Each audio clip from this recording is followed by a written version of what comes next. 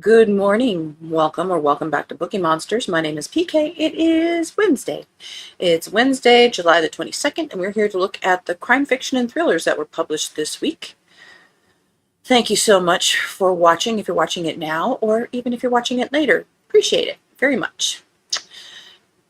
Quick announcements. I don't have any sprints tonight. Next sprints are tomorrow night at 8 p.m. Eastern for 2 hours. We do every Tuesday and Thursday evening and Saturday afternoons. And I apologize for my hair. I ran out of time, so it is still wet. It's the really natural look. Mary says, good morning, PK and everyone. Good morning. Happy Wednesday, hump day. Woo! Actually, see a little blue sky. First time in about a week, really. And the sun. What is that bright thing up there? Only supposed to hit 89 today. I will break out my winter coat. Absolutely. Mary says, your hair is getting long. It is. It is, thanks. Doing a little different stuff. But thank you. Yeah, we are going to be about 90 today. This weekend we're going to be in the hundreds again though, so bleh. Bleh, summer. All right. Darker side, crime fiction and thrillers. I'm not really seeing any big names here, but that's okay.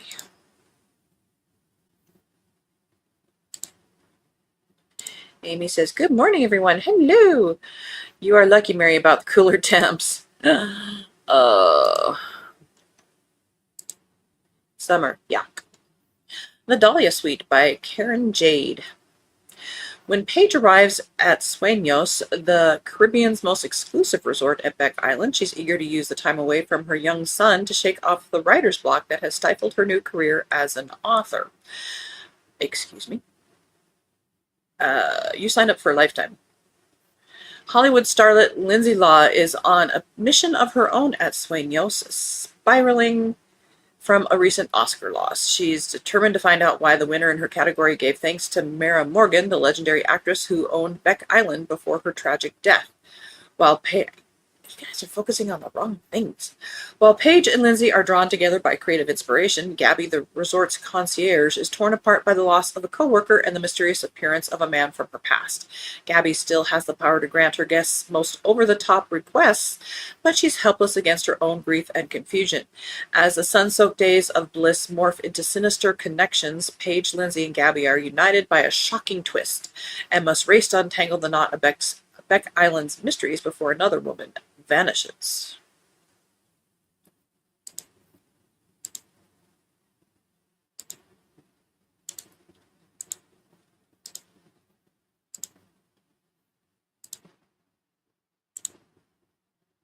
Mary says, your graphics are always so enticing. Thank you. I look for pretty stuff. Mary says, hi, Amy. How to Kill a Crime Writer. Did not say author, said crime writer. By Sarah Lotz. After the tragic death of best-selling crime writer Annie Morrissey, her daughter, Neve, moves into her mother's country cottage to take care of her mother's estate.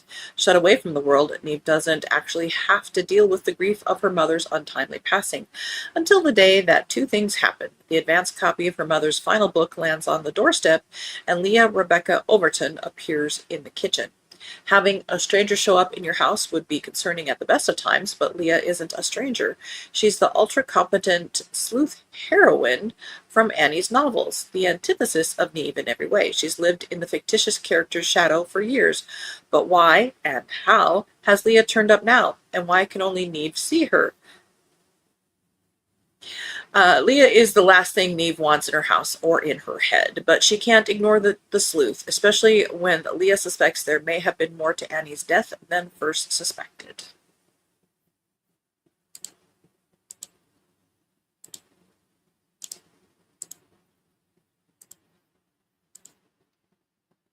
Three Reasons for Revenge by Dervla McTiernan. Oh, I have heard of that name. You know, but it's not a name. Someone's watching. Someone's waiting. Alexis Turner walks into the police station to report an assault. By the end of the day, she is nowhere to be found. Soon after she disappears, 3 identical packages arrive at 3 very different doors: a respected psychologist's home, a socialite's mansion, and a struggling single father's rundown apartment. Inside each gift is perfectly tailored to its recipient, and each will tear apart the life of its intended victim. Detective Sergeant Judith Lee is smart and experienced, but this is no ordinary case. Someone with intimate knowledge of their targets is orchestrating these attacks, someone who knows exactly how to hurt each victim where they're most vulnerable. As she races to uncover the connection between 3 unrelated people, Judith discovers she's no longer just investigating the game, she's being forced to play. But there is no crime in receiving packages. So why is she involved?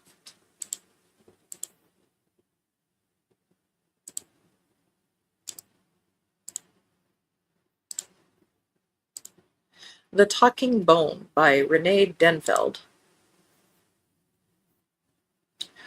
Ruby Spencer is known as the Exonerator. Her job as an investigator is to free innocent men from death row, and she's good at what she does.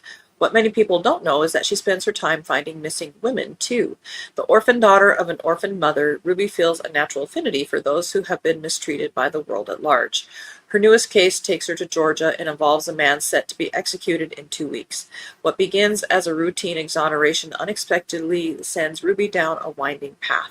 Pursuing the truth, she begins to uncover crimes that lead to startling revelations about her own life. With time running out, will Ruby's search for answers ultimately lead her to danger? Well, yeah, she's dealing with somebody on death row. End of that row.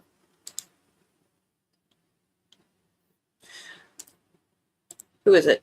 The author, was it Marty? Where's that the character? There's a series many years ago that the main character worked for the Innocent Project, which was an interesting book series if you liked the legal stuff. Where he says, do you have to be a published writer in order to be considered an author? Otherwise, a writer and author seem the same to me, but am I simplifying it too much? No, that is a valid point. I was maybe making a point that crime writer doesn't necessarily have to be fiction. I think I think of author as fiction writing. Maybe I don't. You're gonna make me think about it today, aren't you? Amy says, it might be slightly simplifying it, Mary, but I agree with you. True, these could definitely be synonymous. The Curse of Blackstone Manor by Anna Markland, 4th in the Cotton Cops Mystery Series. When the employer at Blackstone Manor is felled by a poisoned soup, suspicion falls immediately on the French chef. Raphael Portier and his fondness for mushrooms make a compelling case. But he is far from alone in the frame. The victim's longtime lady's maid, the housekeeper, the butler, the footman, and the light-fingered maid all have their own reasons to keep secrets. Even the ghost that supposedly haunts the manor refuses to be ruled out. Detective Inspector Marcus Hallowell has seen complicated cases before. This one may take the biscuit. Complicating matters is the obvious romance between the chef and the upstairs maid. Did they plot the murder together? Why? The Curse, this is a charming historical cozy mystery with a manor full of secrets, etc.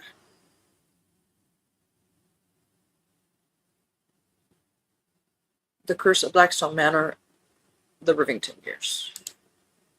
I left off after the colon.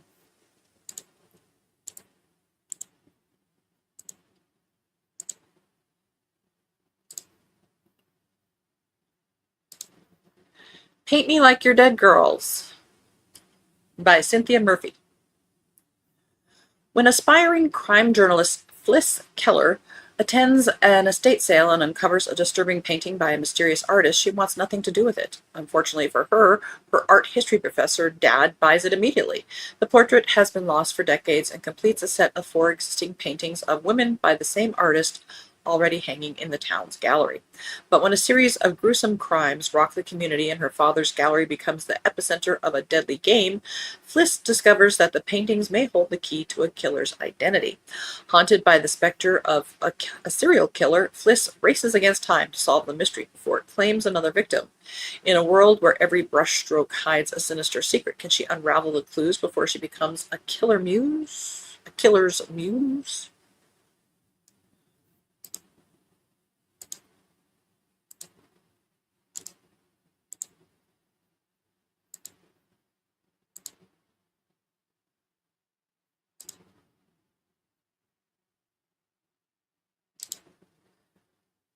Let me get a glug of coffee here.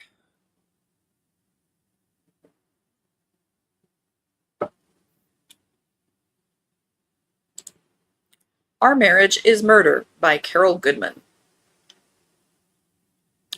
Fred and Thea Morgan Lane are the envy of the mystery community, the perfect partners in life and in writing. Together, they co-author the wildly successful Death Takes a Holiday series, and they've been invited to the Italian castle where it all began for a mystery conference celebrating their first novel, Death Takes the Castle. But their story isn't quite the fairy tale it seems to outsiders. 20 years and 20 books after they met, Thea wants out. Their marriage and partnership haven't been working for some time, and what better place to announce the end of the series than where it started? Except shortly after their arrival at the beautiful Castello Rosa, a shocking death takes place when the wrong person drinks a cocktail meant for Thea. The stunned conference goers put it down to an unknown allergy, but Thea isn't so sure. Could someone be trying to kill her? Perhaps her loving husband isn't as okay with their series ending as he pretends, or maybe Nadine, the upstart young author who is vying to take Thea's place, wants her out of the way. Suddenly it seems like everyone has a motive, and when a second death occurs, a disturbing pattern emerges. These deaths aren't random. They're following the murders in Death Takes a Castle exactly. Murders that Thea and Fred wrote. In order to save the day, and maybe even their marriage, the unhappy couple will have to work together to figure out who is using their book as a blueprint for a killing spree. That is, if they can trust the person they've spent 20 years plotting murders with. ... Now I'm kind of intrigued by that. I will check out, see if the writing holds up or tickles my fancy.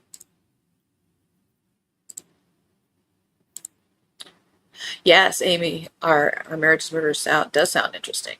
So I'm going to flag that one.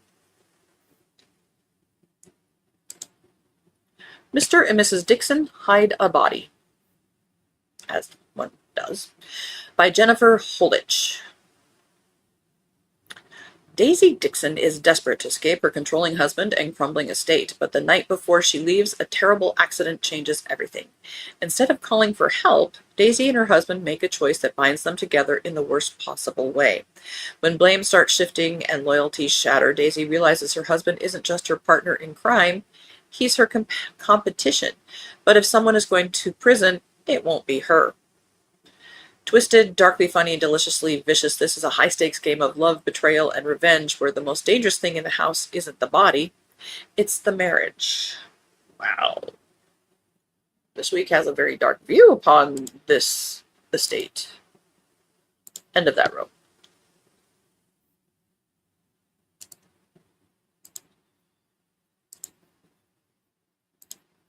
Two in a row.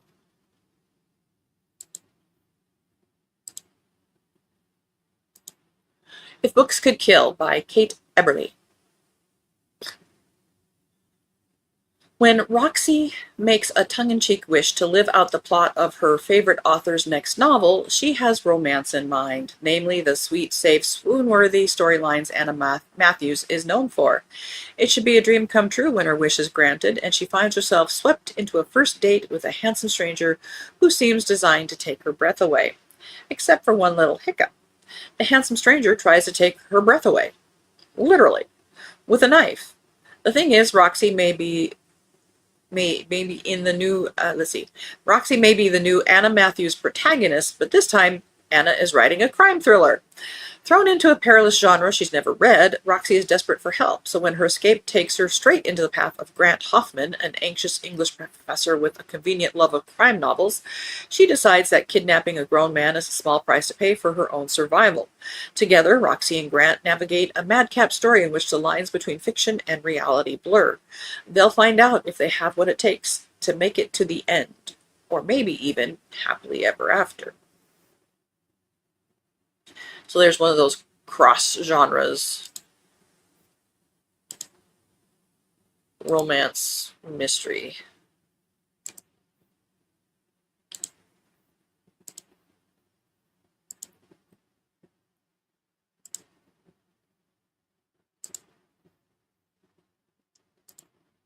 Her Silence by S.T. Ashman. She survived the night. The truth didn't. Nicole gets the call at 4 a.m. Her daughter Lacey was found in the woods beside her friend's dead husband. He was stabbed 44 times. Lacey is barely alive, covered in his blood, and completely mute. She hasn't said a word since. Not to the police, not to her husband, not even to Nicole. Nicole had Lacey at 17 and swore her daughter would have a good life.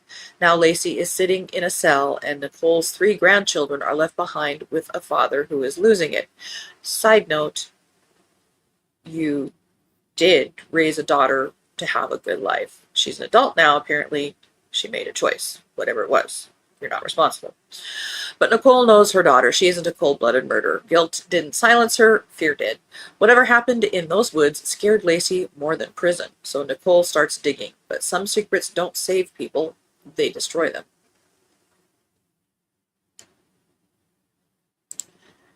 And that is all we have.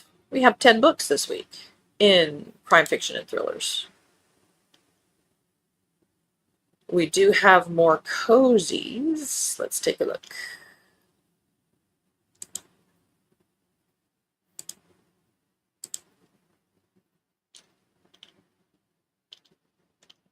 We ended on that one. 12, 13 of them. 14 of them. So we've got 14 to look at on Friday. That's a good number.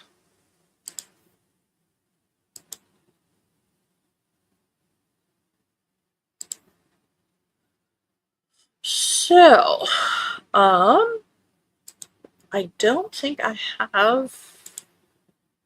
Oh, I did finish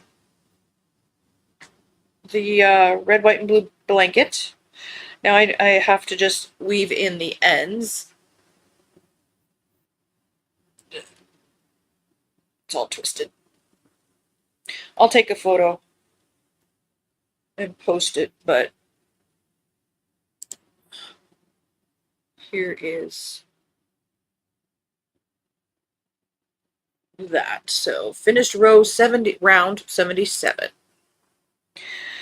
Then I will probably move on to, I need to get back to Christmas gifts, get those done.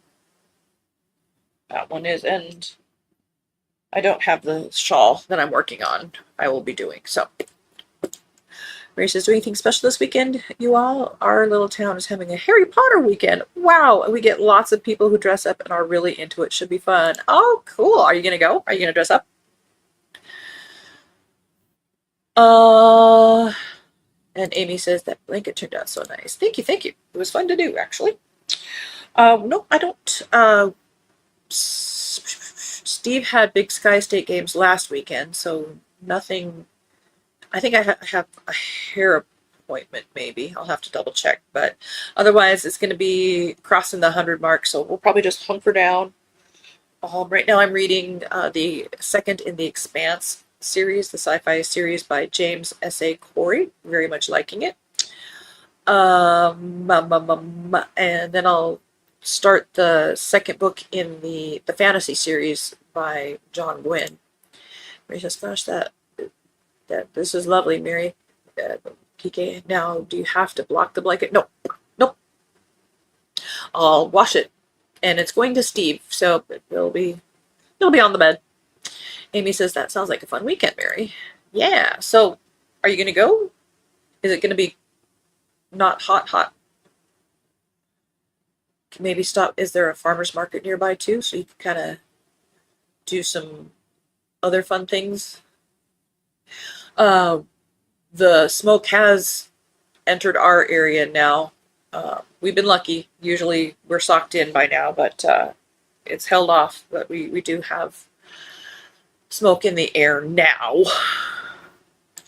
Mary says, finally finished the Todd book and we'll continue the Dan Brown book. Oh, fun. You're reading good stuff. Alrighty. Well, I appreciate you guys so much. Getting up early. Although, as I always say, this is better news than, current events. Don't ignore current events. But this is just a nice way to start the day, maybe. Finding out what's new out there. Maybe finding a new author. But that is it for today. I gotta go head to work. So, be safe. Stay cool. Stay hydrated. Read good books. Mary says, not planning to go, but who knows? Leave for Michigan to visit a friend on Sunday, and we'll be gone a week. Oh, how fun! Amy says, have a good day, PK Mary. Well, back at you, baby. There are 2 English young guys who visit America, and they have fallen in love with Michigan, and they came during winter, of all things. But they might be there the week that you're there. They're coming back. Jace and Josh. All right. Thank you so much. Be safe. Read good books. And as the banner says, don't be a bookworm. Be a bookie monster. Lum, lum, lum. Have a good day. God bless.